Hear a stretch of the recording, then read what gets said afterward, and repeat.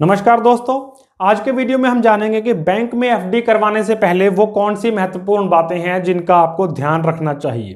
Post office के लिए rules थोड़े से एफडी के अलग होते हैं, यहाँ सिर्फ डिस्कस करेंगे बैंक की एफडी में। नंबर एक, जो चीज़ आपको ज़रूर ध्यान में रखनी चाहिए कि मोड ऑफ ऑपरेशन क्या है।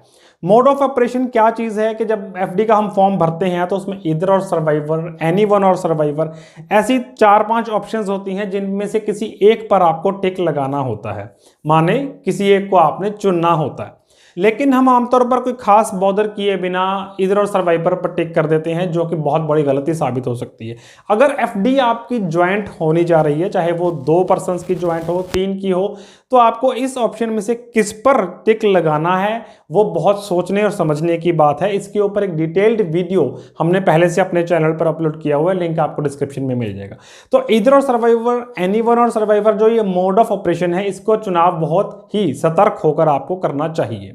Number 2, distribute your FD funds.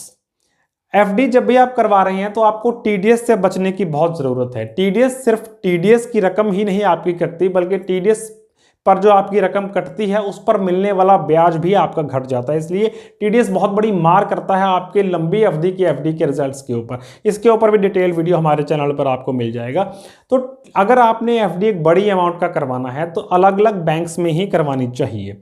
एक ही बैंक की अगर आप अलग अलग ब्रांचेस में एफडी करवाएंगे तब टीडीएस आपका काट लिया जाएगा, लेकिन एक एफडी एक बैंक में, दूसरी एफडी दूसरे बैंक में, तीसरी एफडी तीसरे बैंक में, तो एक बैंक में अगर छोटे अमाउंट की एफडी रखेंगे तो टीडीएस से आप बच सकते हैं। Number 3, compounding frequency. Compounding frequency आमतौर पर बैंक में होने वाली एफडीज की 3 महीने की ही होती है, लेकिन जब आप कभी कोऑपरेटिव सोसाइटीज के अंदर कोई एफडी करवा लेते हैं, स्मॉल फाइनेंस बैंक के अंदर करवाते हैं, या फिर कॉरपोरेशन की अंदर करवाते हैं, जैसे कि पीएनबी हाउसिंग फाइनेंस है, एलआईसी हाउसिंग फाइनेंस है, इनकी कंपाउंडिंग फ्रीक्वेंसी कई दफ़ा 6 महीने या साल भर होती है। तो इसलिए रेट ऑफ इंटरेस्ट चेक करने के साथ साथ हमें कंपाउंडिंग फ्रीक्वेंसी भी ज़रूर चेक करनी चाहिए। Number 4, free insurance.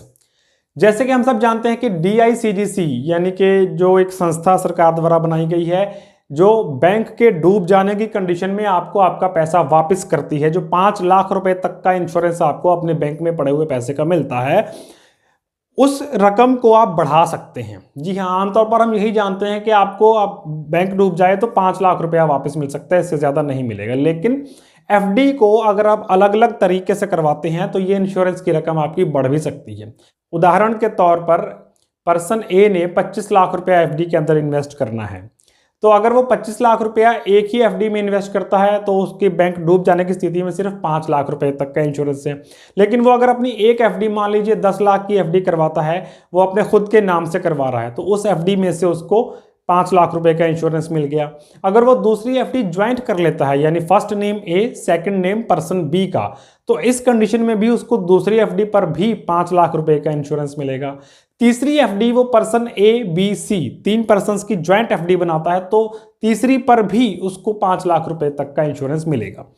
इसी टॉपिक को लेकर डिटेल्ड वीडियो हमारे चैनल पर आपको मिल जाएगा कि किस तरह से आप DICGC के अंदर जो इंश्योरेंस रकम मिलने वाली है उसको काफ़ी हद तक बढ़ा सकते हैं, थोड़ा मास्टर प्लान बना करके।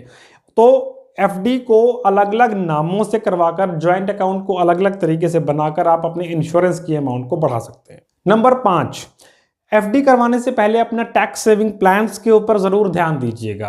आप जब भी एफडी करवा रहे हैं, मान लीजिए आपने 4 साल की एफडी करवा दी या फिर 4 साल से कुछ ज़्यादा समय की करवा दी, तो अगर आप उसकी बजाय 5 साल की एफडी करवाते हैं तो वो टैक्स सेवर एफडी होती है, ATC के अंदर उसका रिबेट मिलता है।